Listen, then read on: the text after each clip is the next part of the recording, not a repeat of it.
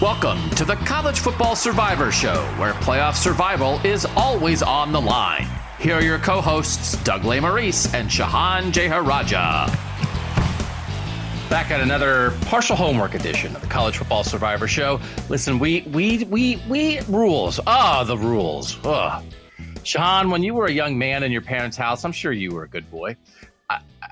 There were rules, though, right? You had to live by rules. And then you got out in the world and you said, I'm going to have no rules in my life. I'm going to live by the seat of my pants. I'm going to do whatever I want all the time. And I do not care how my actions affect anybody else around me. It's the American way. It is ultimate freedom at the cost of everybody else. That's how we That's how we do it on this podcast, right? We don't want no stinking rules.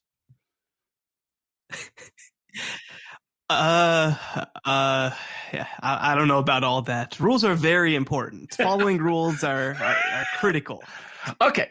So then we are gonna make this about rules. I didn't want to make this a rules podcast. I was like, nobody likes rules. And then you're like, actually, could we discuss many rules? Rules are critical to a functional society, actually. And if we're gonna forecast what a new society will look like going forward, I guess we need some rules. No. I want the ultimate right to do whatever I want at every moment based on nothing other than my God-given right to do whatever I want all the time. So that's how that's good. We have two different approaches to college football then. I don't actually think that, but I don't like to talk. I like to maybe live by rules. I don't want to talk about the rules. I just want to know what they are and then just let them exist out there in the world. I think that's fair. Yes. So we don't want to do a rules podcast. There's a lot. When the rules talk starts in college football, I tune out and say, get back to me when it's football time. So I get that it's important. I don't want this podcast to be that. I don't want it to feel like homework. So what we're going to try to do here is, with the NIL discussion that is taking place, it's hot and heavy. Is the NCAA going to legislate it in some ways? Because if you're the NCAA, there's only two things you can do, which is ignore something or legislate it to death, because that is the NCAA way. So we got to figure out what's the best way to operate in this name, image, and likeness universe. And then how does that affect the transfer portal, the freedom of players to move around? And then ultimately the bigger discussion is, and again, there's some subgroups and committees discussing this stuff, just how you spend money. Should you be able to have more scholarships? Should you be able to have more coaches? And should the richest programs have almost no limits on what they do and just be able to do whatever they want to do? And then if you can't keep up, that's fine. But then maybe that top group of football teams will break off and do their own thing, have their own championship. So we want to do two things here. We want to talk about a little bit the rules, and if there was a top tier. Gene Smith had mentioned this to Heather Dinich from ESPN a couple weeks ago. I know Gene very well. Gene is great because he'll throw out ideas, but you have to be careful. Just because Gene says something publicly doesn't mean it's going to happen. He spitballs, but I like spitball. He'd be a good podcaster, actually. Gene Smith should have a podcast because he's not afraid to throw out ideas and say, hey, this is what we're talking about. And then I've had many conversations with Gene where it's like, you know what, that sounds like a good idea. And then 4 days later, the Big Ten says, we're doing the opposite of what Gene suggested. And it's like, no harm, but just don't take it as the letter of the law. So, Shehan, what we want to do is come up with some parameters for what a top tier of college football would look like, some of the rules they would live by in spending money, in acquiring players, in dealing with name, image, and likeness. What might those rules be? And then we'll decide who might want to be in that top tier. And I think Gene said around 30. That's a number that's been thrown out a lot. There's 130 teams in major college football right now.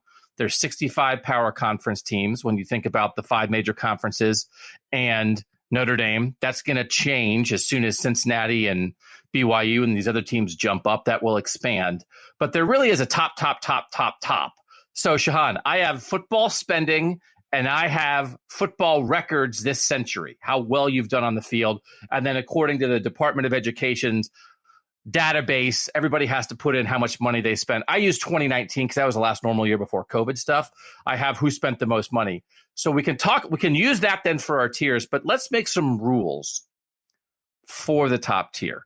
Let's start with your view of name, image, and likeness, the collectives that it's 5 minutes. You haven't talked yet because I shouted about I should have the ultimate freedom to talk as much as I want on this podcast. I don't care if Shehan can't get a word in edgewise. It's my freedom that comes first to do. What's the right thing with NIL? These collectives have sprung up everywhere around a lot of universities. There's already multiple collectives. If you don't have one yet, one's coming. Basically, it is an outside group that's set up as a pseudo charity, and you tell donors, hey, give us money, and then we'll give it to the players. And we'll have them do charity stuff, or we'll have them do an endorsement thing, whatever. But it's just a middleman. God, the NCAA loves middlemen. It's a middleman between boosters and players that is supposedly allowed right now, although the NCAA is actually saying, well, no, it's not allowed the way you're doing it necessarily. What's the right thing for collectives? And should there be two different versions of this for the heaviest hitters and then everybody else? I mean, frankly, collectives shouldn't exist. Collectives make no sense. The idea that there's this affiliated group, I mean, not to make this, into political comparison, but it's like the super PACs thing, right? Like, it's like, why does this exist when really what you're doing is fundraising for a candidate? Well, you're fundraising for a school. So to me, especially if we're going to have this breaking off, I think a fundamental part of it needs to be that schools are allowed to pay for play. That fundamentally that is part of it. That NIL is part of it, but that also we have this level of pay for play where it's coming directly from the schools. Obviously, it's going to be funded by boosters. They're going to donate to the schools, and the schools are going to do what they want with it. But this idea of NIL being a stand-in for boosters to come in and set up these groups to sign people to contracts, by the way, these are legitimate contracts, and somehow that doesn't constitute pay for play because pay for play is bad. We need to streamline this. This is garbage. This makes no sense whatsoever to say, oh, well, I'm going to set up a Horns for Hearts charity and pay all of our offensive linemen. But by the way, that's not pay for play because you're being an offensive lineman at Texas.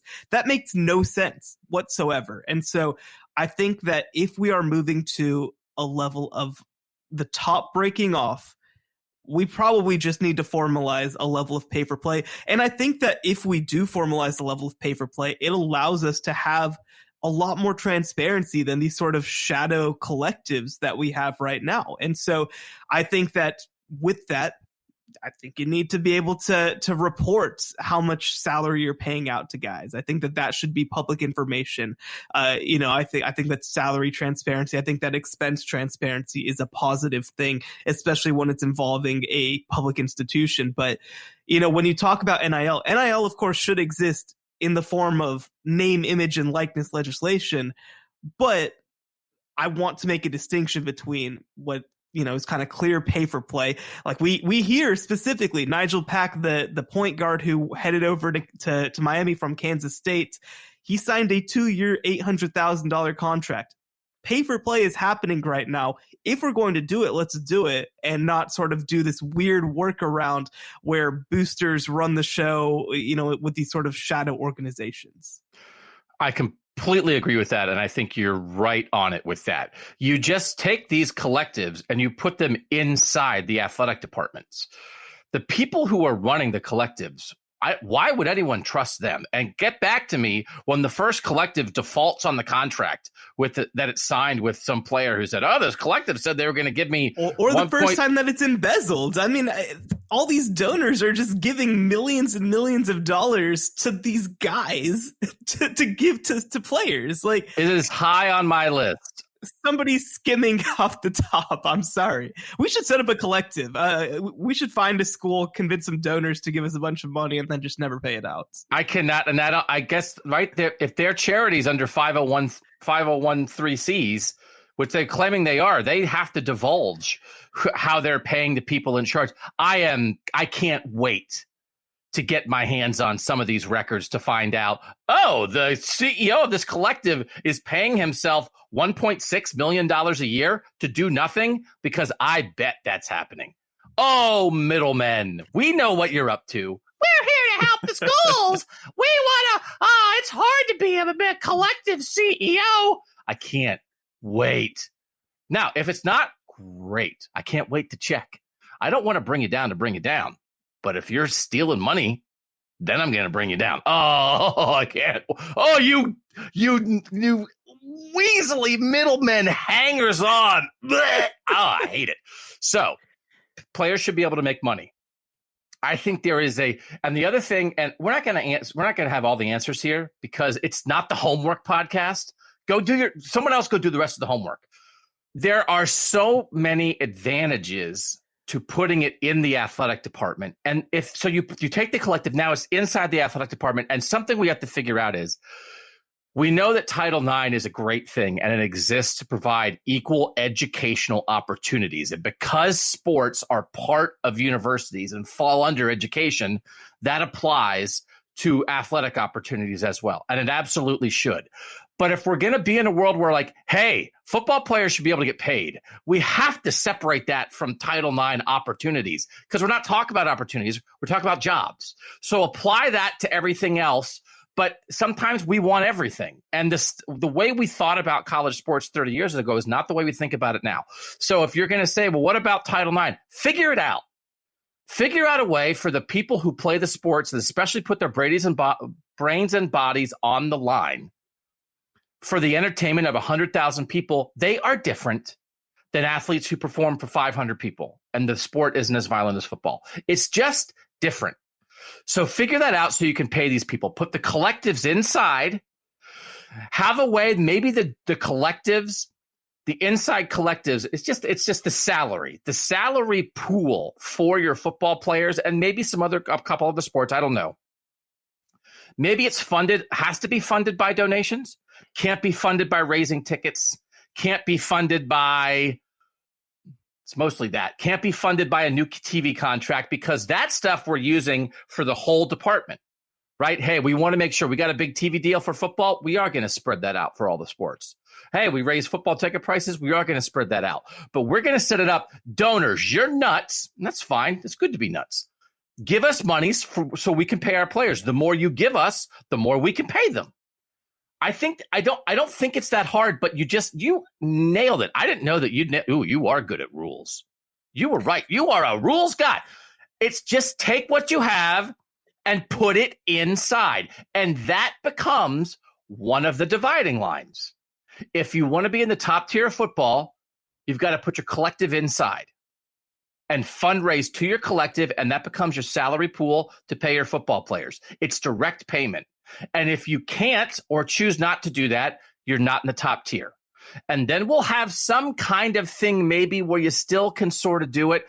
But there's a world where we'll be having pay for play for the top tier people that want it. And if you don't want it, you can still play at a very high level and play against those teams and be involved, but not play at the highest level. Yes, there are details there, Shehan. I don't think that's that difficult to figure out, though. And I think in one swoop, that solves a decent chunk of where we're at right now, because there's another thing that I would then tie to that, but we solved it. Congratulations. That's it for the College Football Survivor Show, right? Is that not an easy solution? Is everybody saying this, or are we the only two smart people who have figured this out? I assume it's there, right? I assume that somebody else is kind of making this case. Because the other thing too that I'll mention is that when we move into a pay-for-play world, there are going to be schools that don't want to do this, right? I think that Vanderbilt probably will not be interested in paying football players what they're sort of worth to be able to compete at this level. Colorado, I don't think that as they exist right now, they're going to be particularly interested. Kansas, right? Like there are going to be schools, a substantial number of schools probably, who are going to want to pull out. And actually the flip side of that is that there might be some schools who really want to get in on this, right? Who are a group of 5 schools even potentially, right? I think that obviously Cincinnati and BYU and Houston are moving up right now, and those are probably going to be schools that would be interested in that kind of world.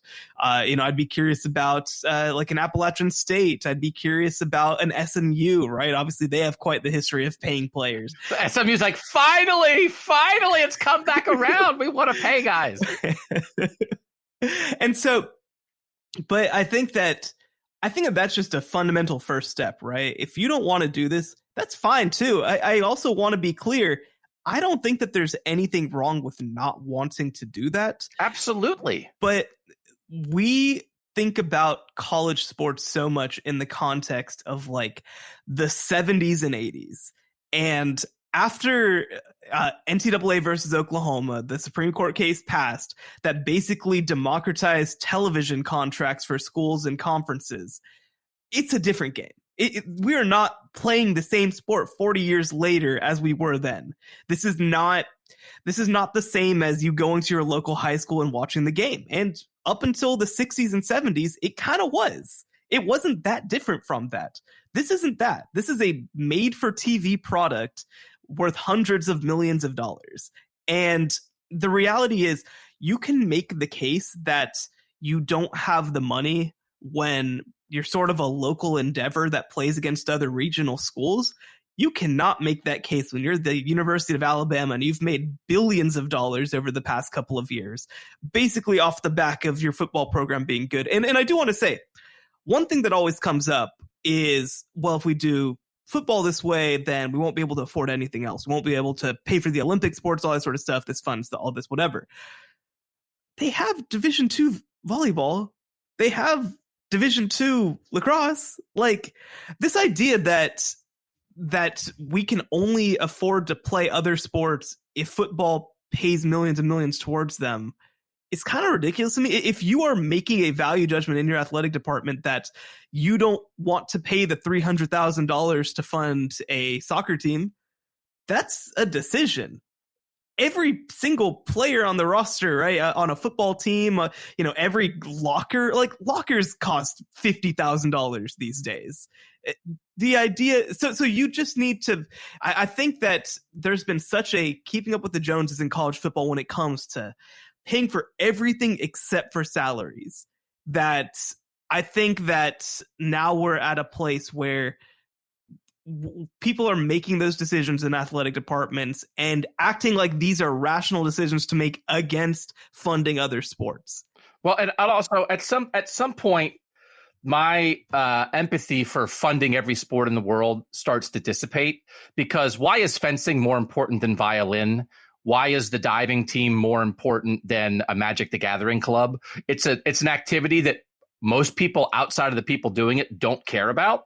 So why do you have to have a team? Why do you have a right to have a team? Why do you have a privilege to have a scholarship for that? And that football players pay for it? Football players pay for the fencing team? Why? They don't pay for the violin team. It doesn't make any sense to me. So if nobody cares about your sport, then maybe you can play it for fun, but maybe you don't get a scholarship for it. And maybe you don't have a new building, or maybe you can fundraise or whatever. Like, you can't have everything.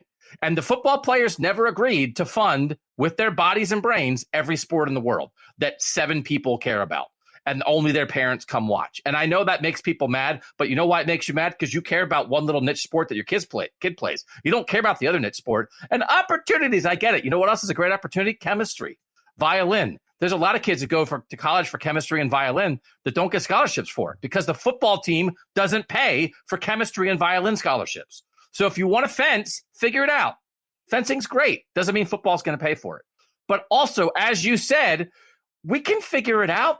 It's not only football teams, but maybe you travel a little bit less. Maybe your uniforms don't get replaced as often. But if people don't care about what you do, welcome to the world. You got to get people to care. Otherwise, it's just a hobby. And sometimes other people don't pay for your hobby. So that's life, brother. The reality is, Stanford's not going to cut sports, right? Like, Stanford wants to fund a lot of sports because they find prestige in being good at every sport. And in the Midwest, they're not going to cut wrestling. They're just not going to do it. Wrestling's too big of a deal in Iowa and at Oklahoma State and schools like that. So I just, it's a relative non-issue to me. And like you said, the idea that it needs to be funded from the revenue brought in by football. When I went to high school, they had sports that we didn't pay millions of dollars to play those sports. If you're a fencer, you need like the costumes and like some swords and a fence. Oh no, no fence, and an open space. and you're pretty much good. And you're fine. Yeah, great. You're pretty much good. You don't need to pay for a giant arena to do your fencing in. And I want to say that's relatively true with football too. You know where a lot of this money to pay players is going to come from? It's going to come from facility money, because that's where money has been funneled for so long. So guess what? You're going to trade out a $70,000 locker to get paid. And you know what? Almost every player in the country would happily take that trade-off, other than Arch Manning, who already has lots of money. All right, so we know we're right. We know we're right about this, and we will take at CFB Survivor Show. If you disagree with us, let us know, and maybe we'll read some on the airs. Twitter at CFB Survivor Show. But the thing about it is, we're right. So that's part of it. And then the second part of it is, once you establish this and you have the teams that choose to do pay for play, once you're paying athletes, you can limit their movement, because now they're employees. And there's two things that I don't like that's happening right now. The coaches who are like, hey, everybody should just stop complaining and get with it. It's the NIL world, baby. It's like, you know what complaining is? It's trying to find solutions. So we people complained like, hey, NIL is ruining sports. Now we swung back the other way, where everybody who's saying like, hey, tough noogies, this is the way it is, everybody like that's getting praised. That's ridiculous. To throw up your hands and be like, well, I guess we're going to have middleman boosters handing out money for nothing. And it doesn't have to be that way. We're problem solving. So quit praising the people who are just like, hey, get on board or get off the train. That's not an answer. Hey, man, Mike Bray is right there. Mike Bray is right there. Please be nicer to Mike Bray. I like Mike Bray. He has the stubble. But sit on the sideline and let the problem solvers figure this out. And we'll let you know when we fixed your frickin' sport. So here's the thing. Once you pay them, you can limit their movement, not prevent all movement. But the idea that every college athlete is a free agent after every college season, and that's the way it is, and that's the way it should be, does not exist in any other sport in America. No. My daughter transferred high schools for an academic reason. We had a hearing with the high school athletic board with lawyers from our school district to get my daughter, who played first doubles for a team that won 30% of the time, who transferred for an academic reason. We had a hearing with 40 people in the room because we had to get a waiver, because guess what? You can't just transfer high schools and play sports. Now, that's insane. And by the way, that happened right before the pandemic. And if the pandemic hadn't come and everybody's like, well, we got to get through the pandemic, State High School Association was going to get ready for some little Dougie, because that was not going to, the way that was handled, it was the most insane thing I've ever been a part of. So high school athletic associations who exist to just limit opportunities for kids who just want to have sports as a social activity, cram it. Okay. So figure out how to sell the popcorn at the state championship and then get out of the frickin' way. So that's one thing. Which, by the way, it's also hilarious that all of that happens and somehow the football player still transfers to a new school and plays. Like, somehow that still happens. Yeah. I brought up Tate Martell in my hearing, in my daughter's hearing. I was like, Tate Martell can leave and get a waiver to go play at Miami, and my kid can't be on the tennis team because she transferred for academic reasons to be part of an academic program that's only available at one high school in our town. And they were like, we know you. You're that sports writer. And I was like, yeah. You're the yelling guy. Let my daughter have as much freedom as Tate Martell. So, well, I don't know if you want anybody to have as much freedom as Tate Martell has had in his life. I almost had Tate come in. I was like, Tate, can you swing by? So here's the thing. Ultimate free agency is not how it works. No. You don't get that in Major League Baseball. You do it for six. You don't get NFL, you get a rookie contract. NBA, nobody gets to change teams, whatever. You earn that. So the idea that, hey, coaches leave, players leave, that's not the comparison. The comparison is not players to coaches. It's players to players. And players in every sport do not have the freedom that all of a sudden everybody thinks college players absolutely should have at all costs. Because you know why they don't have it? Competitive balance. Because we're not operating in silos. We're existing in a world where we're trying to create an atmosphere where it's entertaining and some level of fair and fun and interesting and competitive, because competition matters. But you can't limit the movement. We're stuck now. They limited the movement forever, and then we figured out that doesn't seem right. But if you pay them, you can limit them. And I think there's a world where you could say, we're paying you. If you're at a school that pays for play, you can't, if you transfer to another school that pays for play, you sacrifice 70% of what you earned here. Or you can't get money from the new school for a year. You can play, but you can't get money. If you go down, if you transfer from a pay for play school to a non-pay for play school, you're fine. If you transfer up, you're fine. But you can't transfer across the highest level like you're up for bid. You can't sell your services to the highest bidder because guess what? That's not how sports works. So I think that solves a problem. It solves the unlimited Jordan Addison from Pitt is on the market kind of thing. So if you want to transfer because you think you have a better opportunity at a school, but it prevents players being bid upon because that's free agency. That's not pursuit of opportunity. That's free agency. And you don't get free agency like after a year or two. That doesn't exist in a sport. So I think you solve that problem because that problem also has to be solved because as it is right now with the collectives outside the athletic department and unlimited player movement, it's free agency. Right. And the idea that Jordan Addison, right, one of the best players in the country, can just like be tampered with while he's a player at Pitt, while he's not considering leaving at all. And then you're just like, well, man, if it's millions of dollars, I don't know how I can say no to this. I can change my entire family's life. What do you do with that, right? Like that's not good for anybody. And so I think that, one thing that you could do, right, is for certain schools, right? Like we heard the report from The Athletic that a player, a 5-star quarterback signed, I think it was a 3-year contract worth up to $8 million, something like that. And, and that's a big contract, right? And so I think that if you sign a contract like that, you should generally have to follow that contract.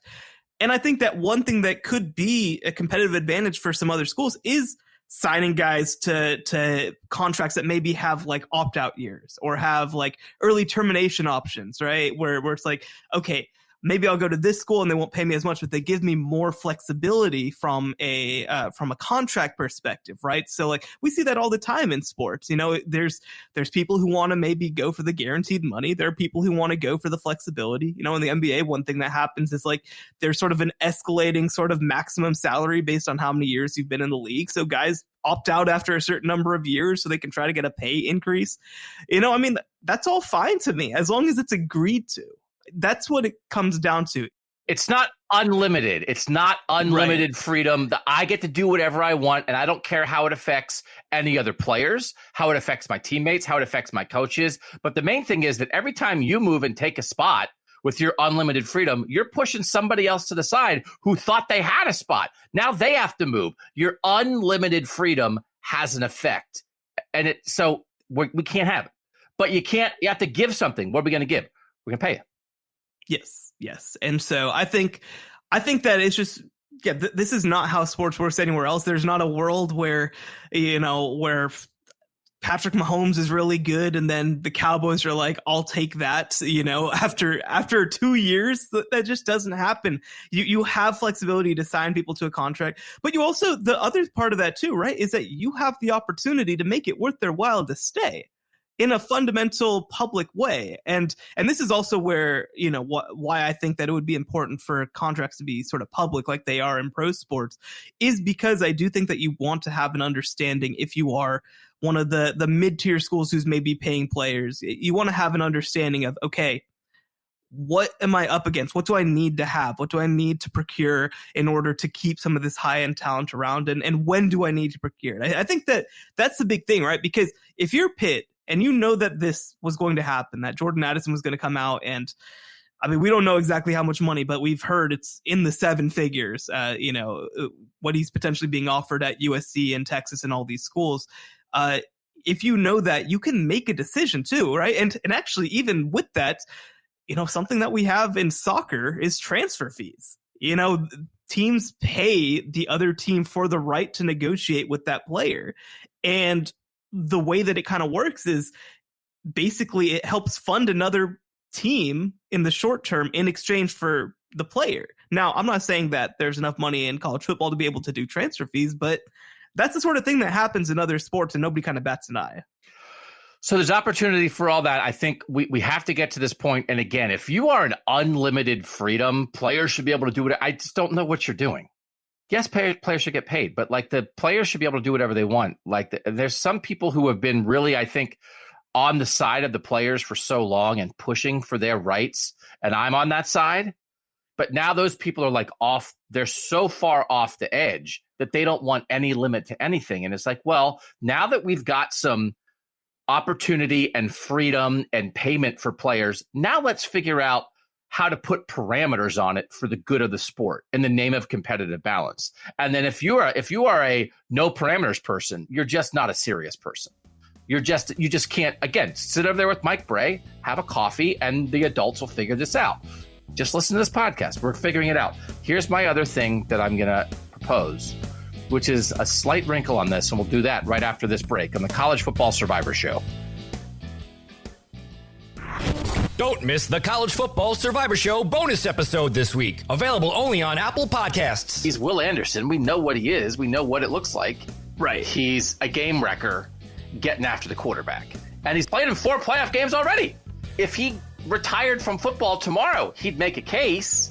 But he's not going to retire from football. And a year from now, there might be no case. He might be number 1 on this list. Alabama does not come close to making the national title game in 2021 without Will Anderson in the lineup. I think he is on the short list of the best players in football heading into 2022. Bryce Young has a case. Jackson Smith-Njigba has a case. But, like, if you're putting together a list of every college football player heading into 2022, Will Anderson's probably number 1 on that list. Mm-hmm. Subscribe now on Apple Podcasts for exclusive College Survivor Show bonus episodes.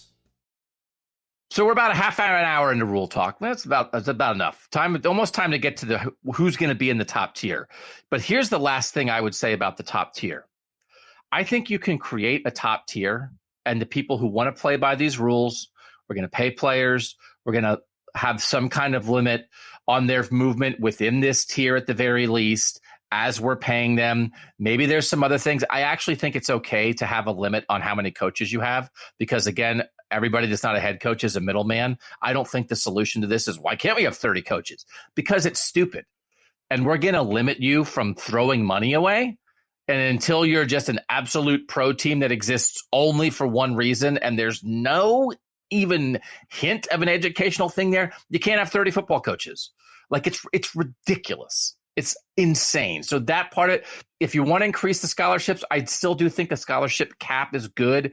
Can you increase it from where it is? Great. I get that. More opportunity. Here's the final thing that I've thought of, and tell me if you've heard this elsewhere. I don't think we have to break up the conferences. So I think we can have the Big 10, Big 12, ACC, SEC, Pac-12 exist like they do right now. And this is only a championship situation. So that in the Big 12, for instance, you're going to have 14 teams in there. You might have 7 that play at the highest championship level and 7 that play on the next championship level.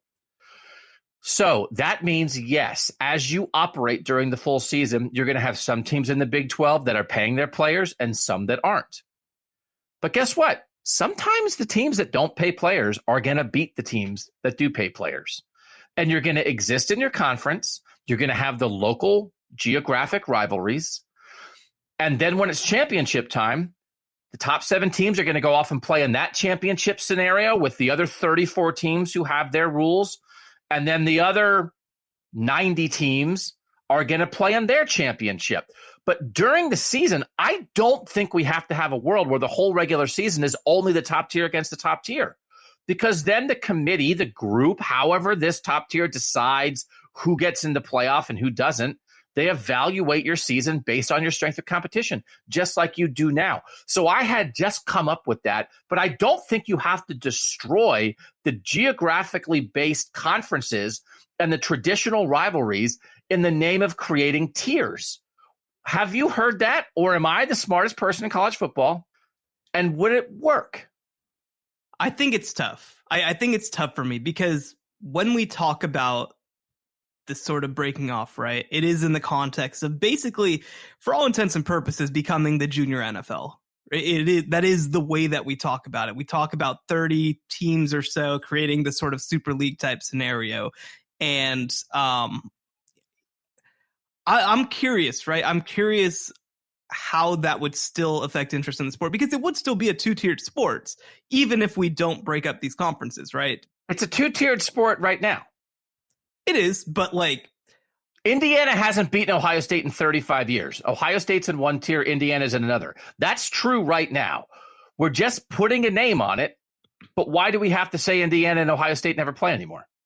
I think that there's like an aspect of formality of playing against a team that's like an upper division team against you. I don't know. You're looking for reasons to not like this. There's no reason to not like it. No, I'm trying to think of it from a psychology perspective. Like what is the appeal of college football, right? If you are an Indiana fan, if you are a, whatever else fan, I think that it's that you feel like you have a chance, right? Like that you have that maybe in your great year. And for Indiana fans, maybe it's okay. The super duper incredible scenario is maybe we win 10 games. Like maybe that's just like the bar for an incredible season. But like if you are in the, I was going to say advantage, but I don't. Well, how does this change this? Why can't Indiana win 10 games? All right, there's 7 teams in the Big Ten that are playing at the higher level. Why can't they still beat them? You're codifying the thing that exists. I think it would be more than that, though. I think it would be more than that in the Big Ten, though. I think it's part of the issue. I think that we'd be like at 11, 12 teams that would want to do that. So the issue is, we'll see. We'll see when we get to our tier, which we're going to do in 5 minutes because my rule patience is running thin. Listen, it's no different than now. But because here's your choice. If you're Purdue, you could either have Ohio State, Michigan be in a top tier and you never see them again, and the Big Ten doesn't exist as a football conference anymore, or you can do it like this. What do you want, Purdue? Do you never want to play Michigan and Ohio State again? And now Purdue is playing Minnesota and Northern Illinois every year? That's it. Ohio State, Michigan left for the top tier. They're gone. Or, yes, they pay players. Yes, they have bigger budgets. You still have a TV contract. Maybe you divvy up the shares a little bit more. If you're in the top tier, you get a 1.25 share instead of a 1 share, whatever. You figure it out. But Purdue, they're leaving. They're going to do their thing. Do you want to hang on to them a little bit or not? And Ohio State, you're going to the top tier. You want to play those teams 12 times a year? Or you want to play 5 or 6 games a year against the teams in your tier and also have some teams that are nearby geographically that you have tradition with, that'll be fun to play and that maybe won't beat your players up as much. Like, why not keep that part of it? What is the downside? And if the downside is Purdue's going to say, but those guys are in the top tier, they're all ready. And it's either this or goodbye. So you're putting it to the people in the second tier. They're leaving. You want to hang on a little bit or not at all? And why wouldn't you pick hang on a little bit? I think my question is just fundamentally then, what is Purdue playing for at that point? They're playing to finish as high as they can in the Big Ten, which is half top tier teams and half second tier teams. And they are playing to win the second tier championship, which doesn't exist right now. But all those teams that aren't in the top tier, they have their own championship. And Purdue's going to go like 7-5. But it's going to be like, well, man, 4 of our losses were to top tier teams. The committee, we think we have a good chance to get in the 16-team playoff for the second tier championship and go beat Oregon State in the national championship game. That's more than what Purdue is playing for now. And guess what? You think it's a big deal to beat Ohio State? Wait till Ohio State's in the top tier and you beat Ohio State once every 15 years. That'll tear the house down. Everything's better for Purdue. Everything's better for Ohio State. There is no reason to be against my proposal. I think that I just wonder whether that second tier championship becomes the FCS anyway, But there's none right now. So you'd rather live in a fake world where Purdue's like, well, we could win the national championship. No, you can't. You can never win a national championship. Actually, here's a national championship you could win. Oh, we don't want it because it's second tier. Oh, okay. Good luck beating Alabama. It's insane. You have to get past it. Get past it, Purdue. Get past it. I'm throwing you a lifeline. You're not Ohio State, and you're never going to be. You can keep Ohio State in your life. You don't have to beat Alabama to win a national championship. You can still keep all the good things about the Big Ten. You're still sharing TV money. You're keeping traditional geographic rivalries. But guess what? At the end of the year, you get to go play Oregon State and Vanderbilt for a title instead of playing some lousy bowl game and watching Alabama play Ohio State on TV for a title. All right. I understand. Most people, you're just in the phase of it's hard to wrap your head around it. It is infallible. I just saw Sam Houston win a national title in FCS and then decide to jump up to a complete mess of an FBS conference for the opportunity to be FBS. And so I don't know what would motivate fans in that case. I think that that's the part that is sort of hard to wrap my head around, is how would people value these things? But I think another thing to mention too is that if we do have this sort of second tier championship, right? Like half of the Power Five obviously will not be this top tier. And there are a lot of really engaged fan bases who will still be part of that second tier. This isn't Houston Baptist, right? Like this isn't, you're going to have really big brands that matter to people a lot, like Indiana, like Purdue, like Minnesota, that still will be playing in this league. So maybe that's just the solution, is that you just have more engaged fans because these are just more significant schools, even if they're not the most significant schools. It's just making people face reality and then figuring out a way that the new reality is actually better for them if they accept it. If you want to live in a fantasy world and wait for the time that your team beats the big dog once every 60 years, then I don't know what to do with you. I'm throwing you a lifeline, people. I've just solved college football. Let's make a tier. How many I have, as it turns out, I wasn't looking for a number, and I'm open to adding some teams because there are some teams that I didn't do as much work on. I really only looked at the current 65 power teams. To be honest, I have basically just completely gone off of vibes. I didn't do a whole lot of I thought that you were doing a lot of the data analysis and all. I got data. Yeah. I got data. I got spreadsheets. I actually had my Excel is from 2004. It was like, do you want to use Excel 2004 to do this spreadsheet? And I was like hitting a button. It was like sort the column, sort the column, sort the column, and nothing sorted. And I was like, well, this thing is 18 years old. Maybe I need to update my computer. So based on, and again, there's always vibes involved in life, right? Life is like 30% vibes anyway. So you're okay on vibes. I have the money. It's football spending, but guess what football spending is often based on? Football money taken in, because you can't spend it if you don't have it. So TV contracts and all those things do factor into some teams. If they had more, they'd spend more. I got 30. I got 30 of the 65. I wasn't like, that's a rough. Do you want to go conference by conference? I do want to do it that way. And then when I want to talk about the teams that also we might throw in, because we need to have a Cincinnati, BYU, SMU, Houston, Central Florida kind of discussion, because we do have to think about those teams as we create this top tier. Let's start in your backyard in the Big 12. And I will tell you that I created something that I call the Iowa State line. Okay. According to the 2019 U.S. Department of Education statistics that programs have to submit to the Department of Education. It's your athletic department spending, and it's recruiting spending, it's salary spending, it's broken down by sport. So this is football spending. Iowa State is 35th. In 2019, they spent $52 million on football. They're 35th. If you are below Iowa State in how much you spend on football, I don't know what to tell you.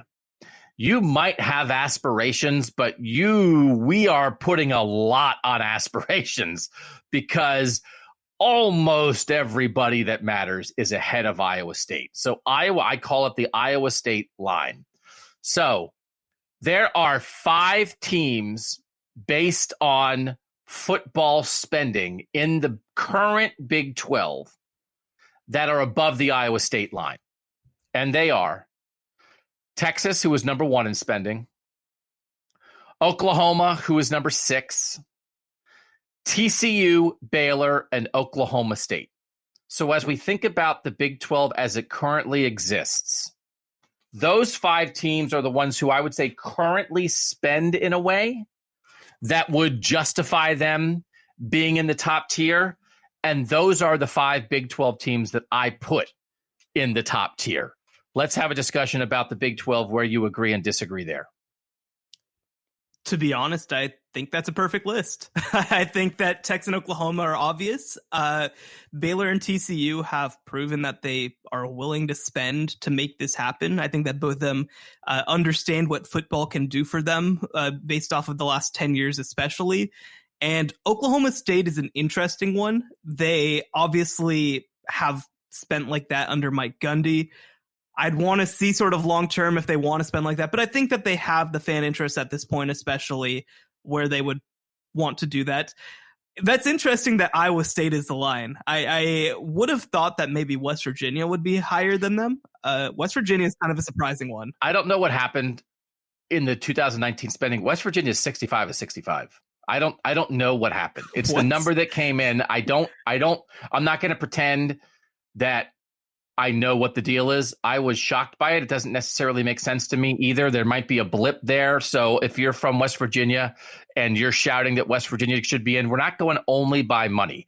If we want to have a long West Virginia conversation at the end tier as we're finalizing the tier, I think that might be reasonable. But financially, by the 2019 data, they're not there. I would say to West Virginia, if you can give me a reason why that was, a plan for why that's going to be different, that sort of thing. Because that's bizarre. West Virginia is one of the more active brands, I'd argue, in the Big 12. Like I would personally argue that West Virginia is as engaged as Oklahoma State, but I mean that is crazy. Engagement doesn't always mean money. No, it doesn't. So that's real. And money is not the only factor here. But if you love football, and I'm not saying this is the case with West Virginia, but if your alumni base isn't as big, if isn't there the infrastructure, the business infrastructure to have more donors and boosters and whatever, like I'm just saying, again, I think the West Virginia number probably is a blip, but that's why they're not in there. So at the moment, we're okay with these 5 from the Big 12. I think that's a good starting point for sure. I do think that there's a conversation to be had about the concept of private schools in general and whether they belong in this world, but that's probably a discussion for another day. There are some private schools that are above the Iowa State line that I don't think would want to do it. So just because financially they're above that line, I did not put them in my top tier because of that. And I do think it's a consideration. I don't think this has to be only a tier of large public universities, but I think it's a factor. You better spend if you're going to do it. It's a factor more on behalf of the individual university who might be like, we could, but we don't want to, because the way we see sports fitting into our larger academic mission and the larger university life component of this, it would be a stretch, and we don't want to stretch there, and we're okay. So I do think it's not an end all be all, but I do think it's a thing you have to throw into the mix. Let's do the ACC, because the ACC is interesting. If you had to guess, so Notre Dame, I kind of lumped with the ACC, but I kind of didn't. So let's not lump Notre Dame in here at the moment. How many other ACC teams do you think are above the Iowa State line? I'd guess 8. 3. 3. Okay, 3. So Clemson, Florida State, Miami? That is correct. And Miami is not that far above it. Wow. So, and that's going to change, by the way, in 2022 and heading forward. But for Miami. Miami is 29th in football spending. And Clemson's not that high. Clemson's 24th in football spending. Again, smaller alumni base, smaller town, spent $63 million. Texas spent $144. There were 7 teams that spent over $100 million, and Iowa State spent $52. So even the top 35, we're talking half as much.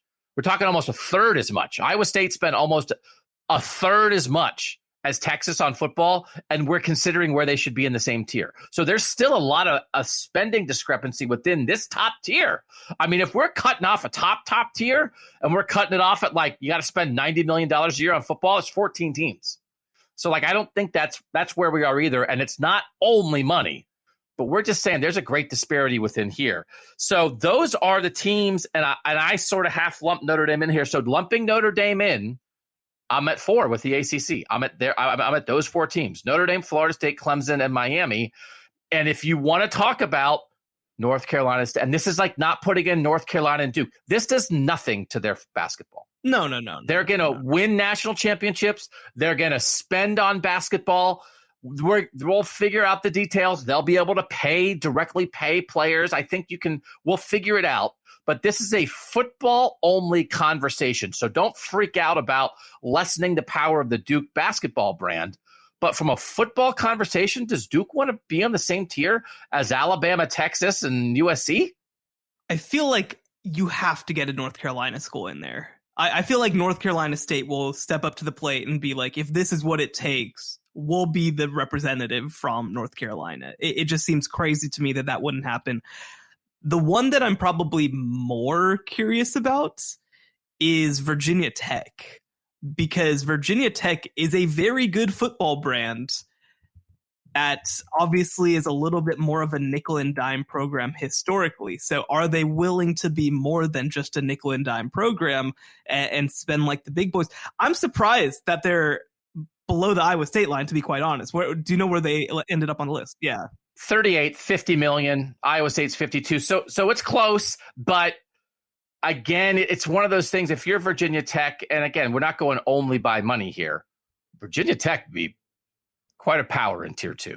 Quite a power. No, they would. And so that is the question, right? I mean, they haven't really been a national power since, I mean, is it unfair to say since like Michael Vick? Well, like I would say they haven't been a national power when they didn't have Michael Vick on the roster. Right. And so it is interesting, right? I mean, obviously my world is shaped a little bit by the teams that I've covered, but I remember when there was a Virginia Tech Baylor conversation going on because Justin Fuente was interviewing for the Baylor job and maybe wanted to get out. And I always felt like I held Virginia Tech in a higher respect than that potentially. I thought of them maybe as a better job, but at the moment they're a one coach program, and it's kind of tough. I mean, Kansas State didn't make that list. They're probably a very similar program, to be honest, in terms of profile, and we didn't really consider them. So again, I think that North Carolina State has to be on my list. I guess Virginia Tech doesn't have to be. Because it's one of those things, again, if you're in the middle, and these middle teams are interesting to talk about, which way do you want to lean? It's really tempting to be like, well, I want to be with Notre Dame and LSU and Georgia. And it's like, do you really? Because this is no offense to Virginia Tech, but you're Virginia Tech. And if you go in tier 2 and now you're playing Indiana and Kentucky and Arizona State and Wake Forest and Boston College, those are fun. Those matter. That's not Wofford, but you can beat those teams. You can put some trophies in your lobby. And because we're keeping the ACC, you're still going to play Florida State and Clemson during the year, and you'll have a chance to beat them. You will, but you don't have to strap your athletic department to do it. You can just chill a little bit and still play really successful, important football. So I'll give you, if you feel strongly at the moment, at the very least, let's put North Carolina State in though. Yeah, you've got 4 teams right now in the ACC in the state of North Carolina. I think you need at least one to be the football representative. All right, Wolfpack will step up. That'll kind of be their identity then. It's like Duke and North Carolina can take hoops, and North Carolina State will be like, yeah, no, we got football, guys. It's okay. Right. All right, so that's 5 in the Big 12 and 5 in the ACC. Let's go to the Big 10. Let's go to the Big 10. The Big 10 number of teams above the Iowa State line is 11. Yeah, because, I mean, when you talk about, and this was something I assume is going to be true with the SEC too, you're talking about schools that are getting a Big 10 payout versus a Big 12 payout. Yeah. And then they spend it. Now, I did not put all 11 in that top tier. I put 8. Michigan, Ohio State, Penn State. Indisputable. Nebraska spends. Nebraska's 10th in spending in 2019. They're going to hang on to the past as long as they can. They're not going anywhere. Wisconsin and Iowa and Michigan State, I think, are pretty legitimately, they're all above like the Virginia Tech, Kansas State tier. They definitely want to do this. Iowa's 16th in spending. They're in. They want to do it. So that's 7. Illinois has been bad. They're 23rd in spending. I don't know about Illinois, man. I don't know about that. But you just said you want a team from the state of North Carolina in there. You got to have a team from Illinois in. We're not going to have a team from Illinois in the top tier. They're the state university. There's no other competition because guess who's not going? Northwestern's not going. So we're not going to have a team from Illinois. Illinois is going to want to try to do this. And I think Illinois is going to want it. It's Chicago. They have Chicago. They want to try to do this, but that's where I drew the line. Because I do think Minnesota, to me, is on the border. Northwestern is 10th in Big Ten spending. They're a private school. They're not going. And then I think the other 4 schools, Indiana and Purdue, if they have both agree not to go, they can not go together. And Rutgers and Maryland are at the bottom. But part of that's because they're not getting a full Big Ten share yet. But I think they can agree not to go. I think if Indiana and Purdue, they've got it, their presidents have to sit down and be like, why are we doing this to each other? Because if one goes, the other one's going to go. But it's like, let's keep our thing. Let's make the Old Oaken Bucket really important. Let's go try to win the Tier 2 national championship. We'll keep all the other good stuff, most of the other good stuff about the Big Ten, but let's not do this. And let's go crazy in basketball. But let's not try to beat Bama in football. Have a little sense. I have 8. Are you closer to 7 by kicking out Illinois, or would you pull up like Minnesota or Indiana or Maryland or something? I understand that Illinois has Chicago in it, but I don't find the case that Illinois needs to have a team as compelling. But then why does North Carolina State? What's the case that North Carolina needs to have a top tier team in the state and Illinois doesn't? I mean, I think that when you have 4 FBS schools who are all pretty major, who have all had success in football too. I mean, Wake Forest this past year obviously has been fantastic. North Carolina. I think that a big part of it, just realistically too, is that North Carolina is a talent producing state. And to not have a football team in a talent producing state feels like a mistake because Chicago is a Big Ten town. It's not an Illinois town alone. And honestly, if you ask Chicago what it is, I mean, it is as much, if not more, a basketball town. Listen, you lived in Chicago for 18 months. You're like, hey, let me tell you the vibes on the streets of Chicago. But I mean, is there this fervor about Illinois football that's more than what you're finding in the state of Minnesota with the University of Minnesota? Is there a fervor that's fundamentally different than Minnesota has hockey? For real. I'm not even joking there. No, I know. And I mean, I know that obviously wrestling plays a role up there too, but like, I don't know. I think that Illinois would be much, much, much, much better off trying to establish itself as a basketball state and funneling a lot of that money into basketball. You don't believe in Brett Bielema. You're just out. Well, no, I don't, but that's independent of this. He played the wing T last year and beat Penn State 3-2. He is a football genius. I mean, but like, so like, for example, where is Illinois in terms of attendance in the Big Ten? Like, I don't know. Is there? Yeah, they have a Red Grange statue up front. That's important. Fantastic. Red Grange gets them into the top tier. They're going to say, how could we have a statue of Red Grange and not try to play with the big boys? Well, I walk whenever I go to Dallas, I walk past the Doak Walker statue at SMU, and nobody cares about them. There's a Robert Griffin III statue at Baylor. I saw that.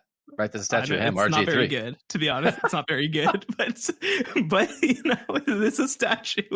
But look, just because somebody was fantastic in 1932, I don't know when Red Grange played. I assume it's around then.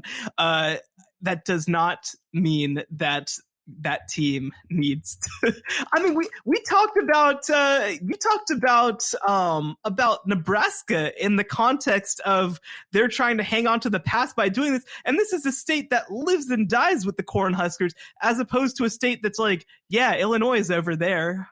I'm not saying it would be the smartest thing to do. I'm saying I think they would go. And I think they would go and try. So we got to move on because we got to get to the hired conference. Brett Bielema. Brett Bielema's a winner. He is a winner. That was their splash. Juice Williams, 2008. That was a big win. Listen. Yeah, he was fire. Rashard Mendenhall. I mean, come on. Mendenhall. Good players. Now we're just naming.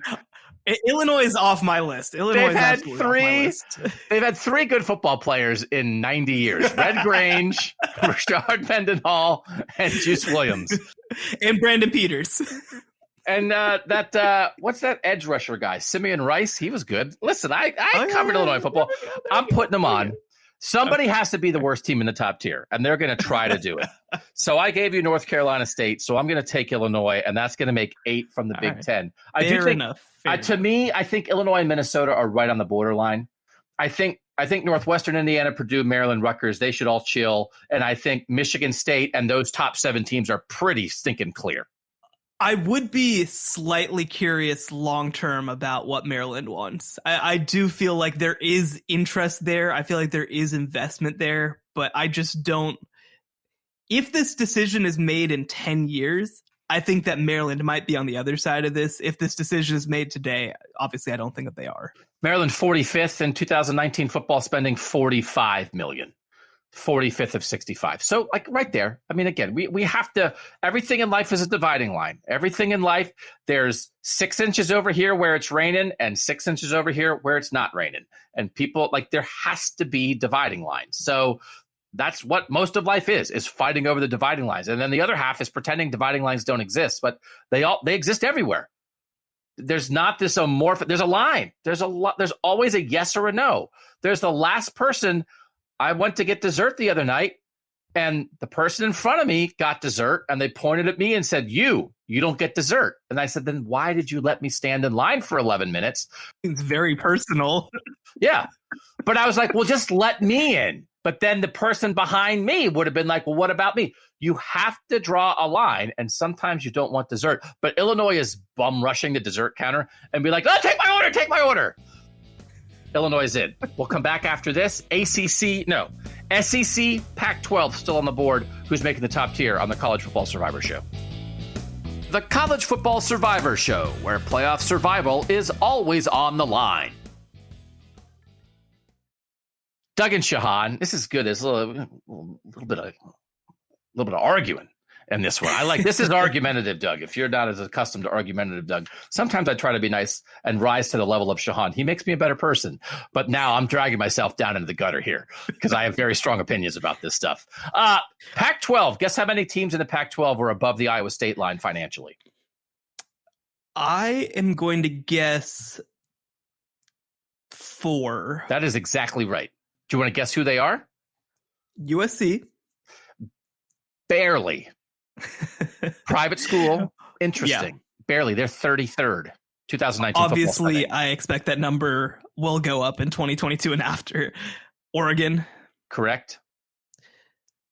Washington. They're number 1 in the Pac-12. Interesting. And who? Stanford. Utah. Which fits with who matters on the field right now. Wow.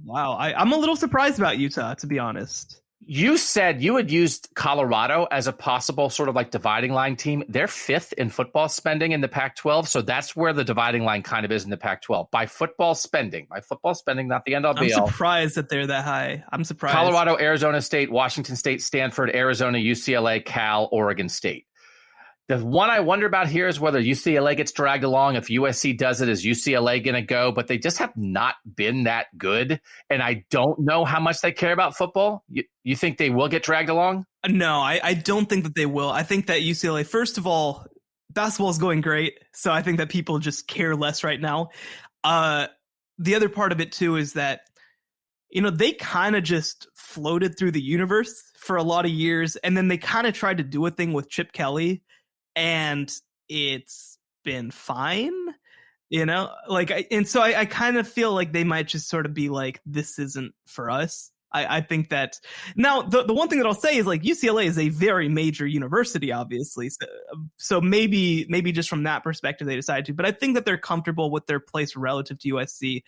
The one that I'd be curious about, and actually again, this is one that's tough, is that I feel like the boards of these universities need to get together and decide which Arizona school they're sending up as tributes. But why can't they just, like we did with Indiana and Purdue, get together and say, can we just chill together and be realistic about this and try to play Virginia Tech and Boston College in the Tier 2 national semifinals and both make it there? Why is football? There's a lot of good players in Arizona.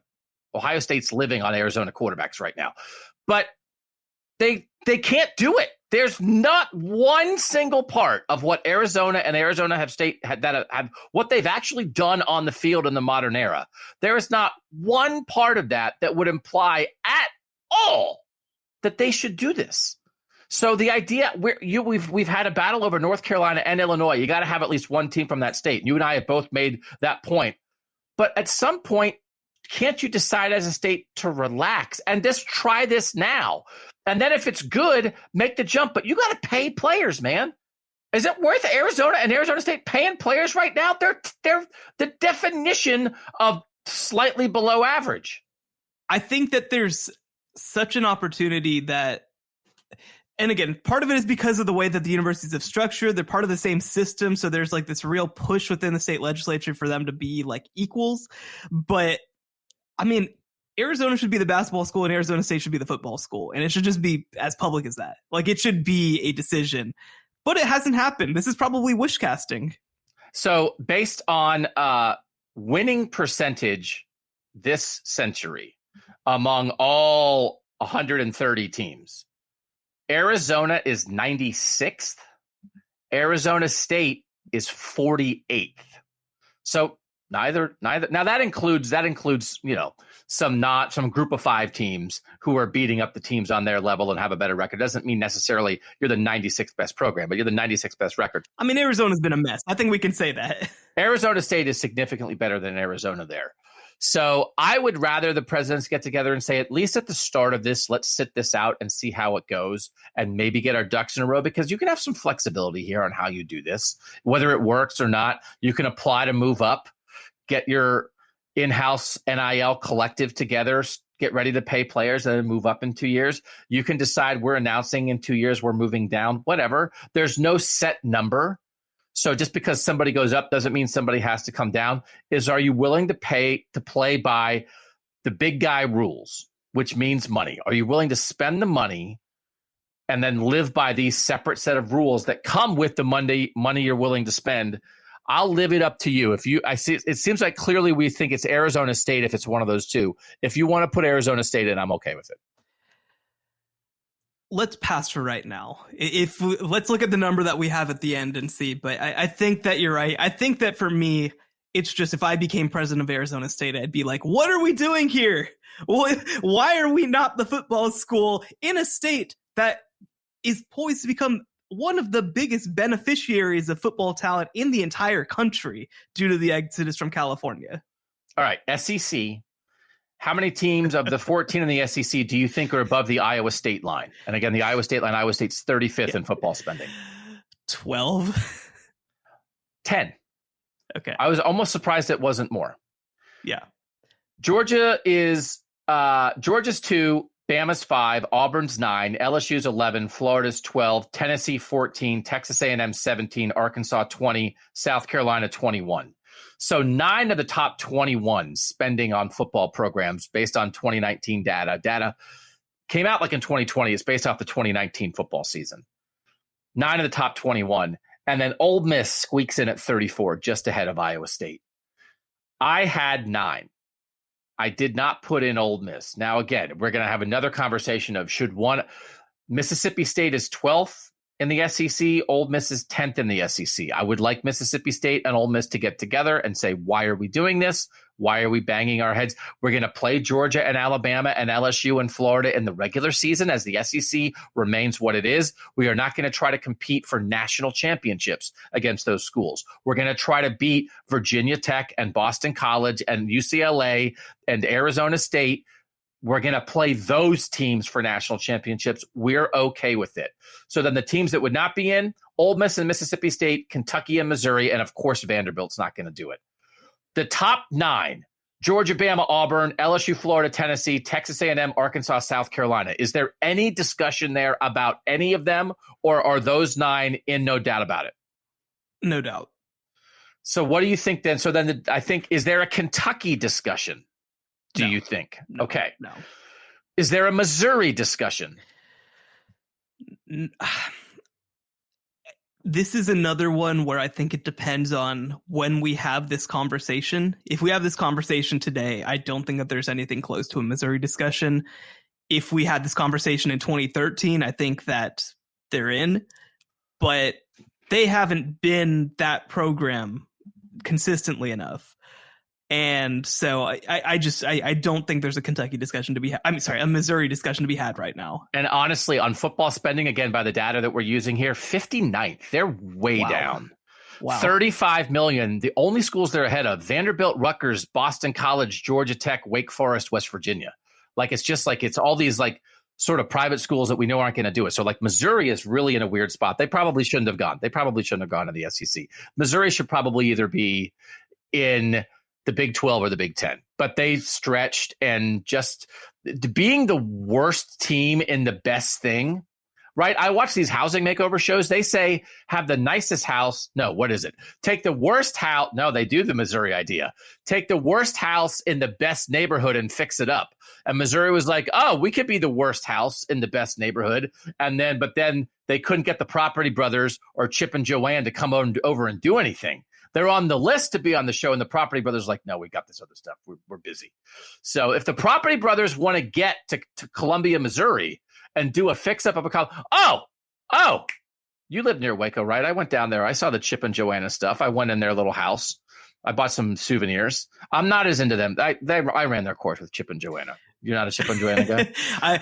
I remember when they, because I was still in college when their show debuted, so I was still in Waco, and it was cool for a while, and now I want to talk about anything else. So I think you can be Chip. I'll be Joanna. I don't know. I feel like I am the Joanna personality, though, of this show. I feel like I'm the one like the responsible adult. Correct. And you're the spark plug, just like doing stuff. I'm like the dumb guy with the sledgehammer. Yeah, that's me. So I think we should do this for college football programs. We'll come in and fix up college football fixer-upper with Shehan and Doug. Arizona State, you're on the list. Arizona State, we're going to Missouri. We're going, like you just said, if I was the president of Missouri, it's like we're on college football fixer-upper. Yeah. You are the president of Missouri. I'll make a call after the show. I will say, the funny thing about this, right? We're talking about programs that should make this jump. I won't have my South Carolina discourse because obviously they're going to spend like it, even though they have zero chance they're going to be the worst team in the league, but that's beside the point. Other than Illinois, the Mississippi schools are a stone cold lock to try to do it because they will not want anybody to think that they're worse than everybody else, even though they're clearly worse than everybody else. But we don't have to put them on our list because maybe we can talk about it. But if this happens, if this sort of world happens and teams have a choice, 1,000,000% chance the Mississippi schools figure out a way to try to pay players. 1,000,000%. All right, well, let's put them on then. I mean, like it's what we think. It's our list, and then do you remember Hugh Freeze? They know how to. They know how to pay players, man. We can't. So it'll be like you said. Somebody's got to be the worst team. So then that's 11 from the SEC if we put them in against even the advice that we would give them. We'll let them in. So let's have a quick discussion about the teams that are not currently in a Power 5 conference. Is it mostly a conversation about the 4 teams joining the Big 12? Is there anybody else we need to think about? And you know this much better than I mean, is Cincinnati a definite, do you think? I think they probably are. I think they are because of where they are right now. And it's sort of what I said about Baylor and TCU. They have started to understand what football can do for them. And so I think that as long as they feel comfortable that Luke Fickell is going to be the guy leading them there, I think that they're a definite yes. And I think there's room for a second Ohio team in this Yeah. I think Yep. so. I think so. They can take all the Illinois players because they'll actually have a good football team. But so Houston, Stone Cold Lock. They are obsessed with themselves, not in a bad way, but they're obsessed with themselves. They have a very big ego, and Tillman Fertitta will spend all the money that has ever existed in the world to try to make it happen. And UCF, I think, is a definite yes. I think that their brand has risen a whole lot. There's a lot of interest. They are the biggest public school institution in the country. And I think that they feel like they have next in a lot of ways. BYU is interesting. I feel like they could, but I feel like they probably won't. I think BYU, if they stay in tier 2, could potentially be the best team in tier 2, which is a pretty good place to be. And I think that they're, with the way that they exist right now, they're obviously going to move to the Big 12. And I think that they felt like, okay, well, we have an opportunity, so we might as well take it. I think that they're comfortable with the way that they exist right now, right? Where like they played some Pac-12 teams last year and went undefeated against them and finished 10-2 in top 15 in the country. Like, I think that they are very satisfied with seasons like that. And so I think that that's kind of the equivalent of being in that sort of second tier. I think that being really, really good, people talking about you, being considered, because I would be curious too, when we do sort of have this double tiered system, do we still have like a consensus ranking? If you are BYU and you win it all, do you still compete for top 15? I think that's important. We have conferences as they exist. We have schedules basically as they exist. We have the top 25 as they exist. And when we get to the playoff, we have 2 separate playoffs. And though, as a result, the teams that have 2 separate playoffs, they have slightly different rules for managing the financial aspects. There are not a lot of rules. Again, like in the end, actually, you probably can't have different numbers of coaches, but it's mostly pay players directly or not, and then break that. That's how you break off into 2 different playoffs. And I think the rest of the regular season can pretty much stay the same. What do you think our numbers? I just added up the teams that we put in. Where do you think we are? I did count already. So we're at 36. From the Big 12, Texas, Oklahoma, Baylor, TCU, Oklahoma State. From the ACC, we'll throw Notre Dame in there, plus Clemson, Miami, Florida State, and NC State. The Big 10, Michigan, Ohio State, Penn State, Nebraska, Wisconsin, Iowa, Michigan State, and Illinois. The Pac-12, Washington, Oregon, Utah, and USC. The SEC, Georgia, Bama, Auburn, LSU, Florida, Tennessee, Texas A&M, Auburn, South Carolina, Ole Miss, and Mississippi State. And then Cincinnati, Houston, and Central Florida. That's 36. Probably Virginia Tech's the best team that we didn't put in, maybe the most likely program. Clearly, we have some difference of opinion on Illinois, maybe on the Mississippi State and Ole Miss kind of thing, but I understand it. I think we're right in the right range, though. I don't think you'd get to 40, and I think you'd definitely be over 30. That anybody who did something like this, I think there's like a 30 that it's like, don't even think about it. It's these 30, and it's, there's definitely not 40. And then there's like 10 teams in between, and we wound up picking 6 of them. I feel pretty good about this tier. Shehan, what do you think? I think so. And I think the thing that I like about it is it does feel like we got to 36 and kind of pared it down like that with schools that would want to make that decision. There are individual schools maybe that would clamor for it. Again, I'd be curious with West Virginia. West Virginia is probably the most interesting sort of case because they have the fan interest. They have the, all that sort of stuff. But if they're not going to spend, right? I mean, if they're, again, I'm sure that 65th was an outlier for whatever reason. And one thing to mention too, when we sort of compare these numbers is that they can be reported differently. Like different schools put these numbers together differently. So if you're sort of in the 30s range, that's about the same to me. But, 65th is still not great. So, if West Virginia sort of gets into that top half, that's an interesting one. But I think that the other thing, too, is the schools that didn't make this list for the most part have something else that they care about that they'd maybe be able to prioritize a little differently. Like we talk about. And I do think if it's either that, or do you have a cohort of teams around you that you can lean into? Because I do think, okay, so we don't put Virginia Tech in. West Virginia's not in. Pitt's not in. Maryland's not in. Rutgers isn't in. Boston College isn't. Syracuse isn't in. That's a great group, to be honest. What if you lean into that group? And Virginia Tech's like, well, listen, hey, we're trying to beat Pitt. And what you can have great games, great rivalries, great recruiting competition.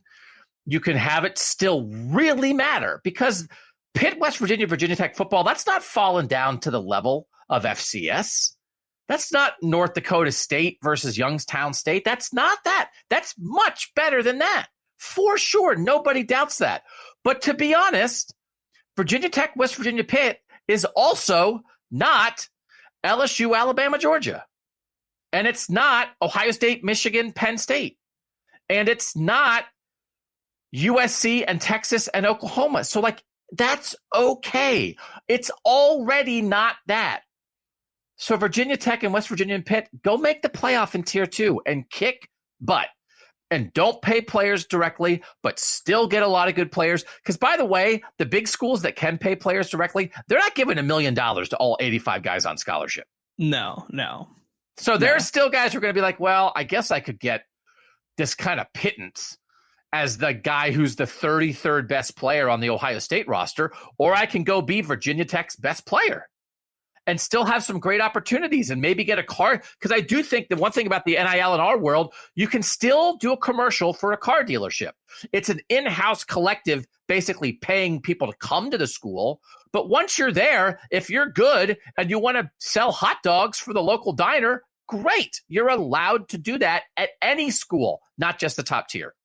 And probably my biggest frustration with the way that things have gone isn't that collectives exist or that they aren't funneling money. I don't care about that. As long as the players get the money, I don't really care all that much about that.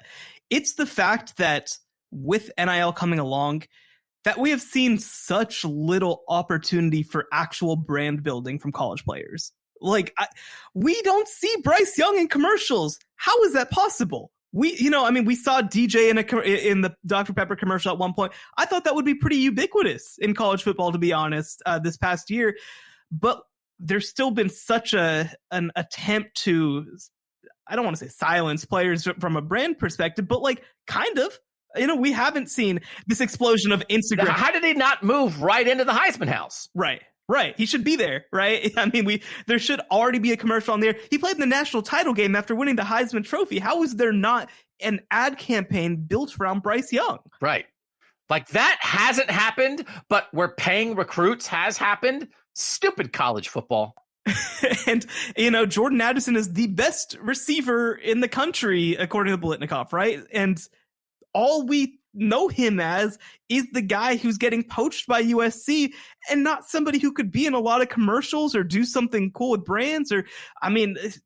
Jackson Smith and Jigba is going to be one of the best players in college football this next year. Why have we not seen him in commercials, right? It is so frustrating as somebody who loves college football players, and also obviously consumes a lot of content, to live in a very college football centric market like Dallas and not even know about these players.